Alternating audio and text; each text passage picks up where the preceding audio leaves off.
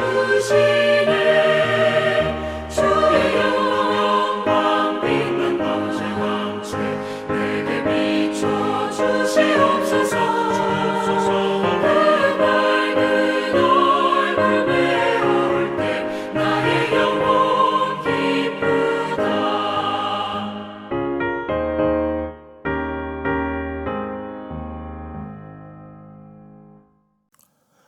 오늘 우리에게 주신 하나님의 말씀은 야고보서 3장 1절부터 18절 말씀입니다. 신약성경 373쪽입니다. 이 말씀을 드라마 바이블로 낭독하여 듣겠습니다. 제3장.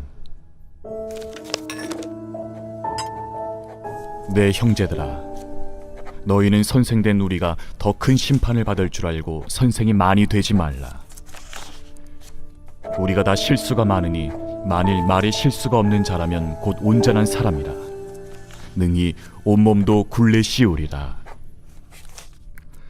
우리가 말들의 입에 재갈 물리는 것은 우리에게 순종하게 하려고 그 온몸을 제어하는 것이라. 또 배를 보라. 그렇게 크고 광풍에 밀려가는 것들을 지극히 작은 키로서 사공의 뜻대로 운행하나니 이와 같이 혀도 작은 지체로 돼 큰 것을 자랑하도다. 보라, 얼마나 작은 불이 얼마나 많은 나무를 태우는가. 혀는 곧 불이요 불의의 세계라. 혀는 우리 지체 중에서 온몸을 더럽히고 삶의 수레바퀴를 불사르나니 그 사르는 것이 지옥불에서 나느니라.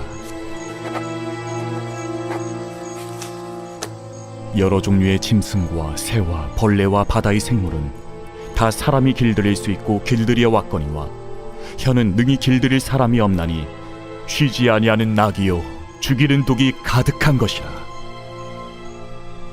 이것으로 우리가 주 아버지를 찬송하고 또 이것으로 하나님의 형상대로 지음을 받은 사람을 저주하나니 한 입에서 찬송과 저주가 나오는도다. 내 형제들아, 이것이 마땅하지 아니하니라. 샘이 한 구멍으로 어찌 단물과 쓴물을 내겠느냐. 내 형제들아, 어찌 무화과 나무가 감람 열매를 포도나무가 무화과를 맺겠느냐. 이와 같이 짠물이 단물을 내지 못하느니라. 너희 중에 지혜와 총명이 있는 자가 누구냐. 그는 선행으로 말미암아 지혜의 온유함으로 그 행함을 보일지니라. 그러나 너희 마음속에 독한 시기와 다툼이 있으면 자랑하지 말라. 진리를 거슬러 거짓말하지 말라. 이러한 지혜는 위로부터 내려온 것이 아니요 땅 위의 것이요 정육의 것이요 귀신의 것이니 시기와 다툼이 있는 곳에는 혼란과 모든 악한 일이 있음이라. 오직 위로부터 난 지혜는 첫째 성결하고 다음에 화평하고 관용하고 양순하며 긍휼과 선한 열매가 가득하고 편견과 거짓이 없나니 화평하게 하는 자들은 화평으로 심어 의의 열매를 거두느니라.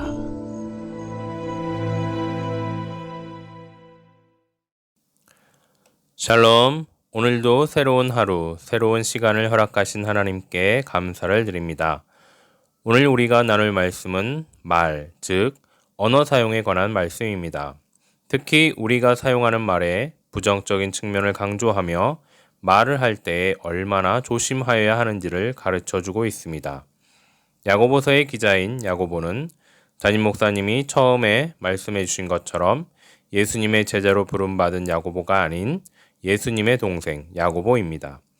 그래서 이 야고보는 어렸을 때부터 한 집에서 예수님과 자라며 형 예수님의 일거수일투족을 보며 자라왔을 것입니다. 즉 어릴 적부터 예수님의 모든 말과 행동을 보고 배웠을 것입니다. 그리고 어느 순간은 예수님이 하나님의 아들임을 깨달았을 때 그동안 그가 보고 들었던 예수님의 모든 행동과 말이 어떤 믿음에서 나왔는지 알게 되었을 것이고 참 믿음이란 어떤 것인지 확실히 깨달았을 것입니다. 그렇기 때문에 야고보는 야고보서 2장에 행함이 없는 믿음은 죽은 것이다 라고 자신 있게 말씀하고 있습니다. 이러한 야고보가 3장에 와서는 말, 즉 우리가 사용하는 언어에 대한 위험성과 어떻게 이 언어를 지혜롭게 사용해야 하는지를 잘 설명해 주고 있습니다. 말이 얼마나 위험한 것인지 야고보는 심지어 선생, 즉 리더가 되지 말라고까지 합니다. 영적 리더가 되어 혹 잘못 말하거나 잘못 가르치게 되면 그로 인한 심판, 곧 형벌이 더 크고 엄격하다고 합니다. 세상에서는 어떻게 해서든지 리더가 되려고 노력합니다. 모든 부모는 자식이 잘 되라고 머리가 되고 꼬리가 되게 하지 말기를 기도합니다. 오늘 우리는 이 기도를 이 말씀에 비추어 다시 한번 점검해 보아야 할 것입니다. 또 야고보는 말을 혀에 비유하여 말씀하였는데 세상의 모든 동물들은 우리가 다 길들일 수 있으나 이 혀만큼은 능히 길들일 자가 없다고 단언합니다. 그만큼 우리는 말에 있어 실수를 하지 않는 사람이 없다는 뜻입니다. 그러므로 우리는 이 말을 함에 있어 조심, 또 조심해야 한다는 것입니다. 부끄럽지만 저도 이 말에 대한 실수를 자주 하는 사람 중에 한 사람입니다. 조심하지 않고 신경 쓰지 않으면 실수를 하게 되어 있습니다. 그로 인해 가장 피해를 보는 사람이 바로 옆에 있는 제 아내인 경우가 많습니다. 사랑하는 성도 여러분, 여러분의 가정은 말로 인해 평화가 깨지는 경우가 얼마나 자주 있습니까?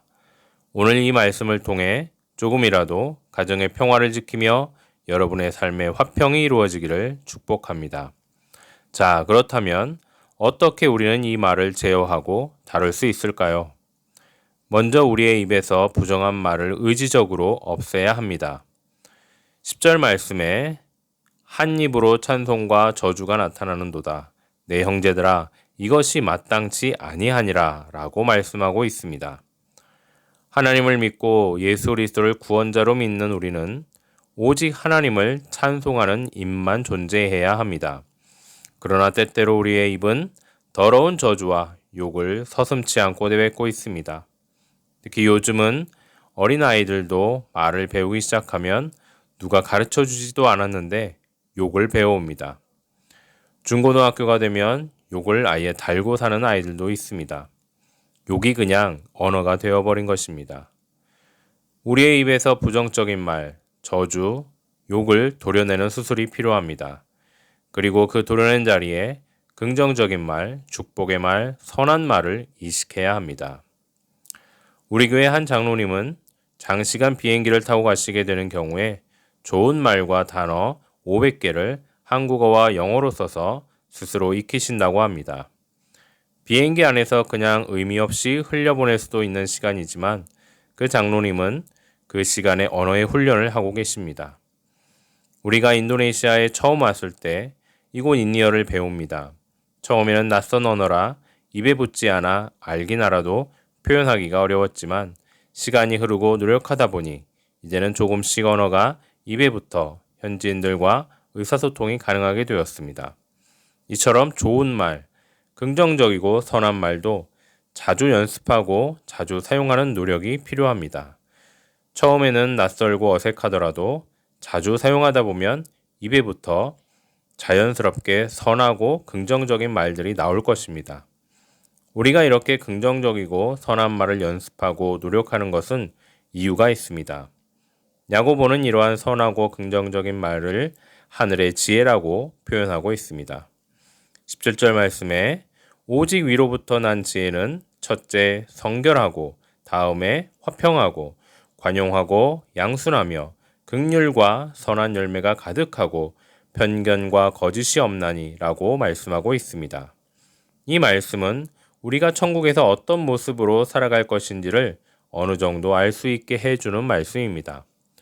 천국은 성결하고 화평하며 서로에게 관용하며 양순과 긍휼, 선한 열매가 가득한 곳이며 그러므로 당연히 편견과 거짓도 없음을 알 수 있습니다. 이러한 나라에서 우리가 살아가려면 우리가 이러한 것에 최적화되어야 합니다.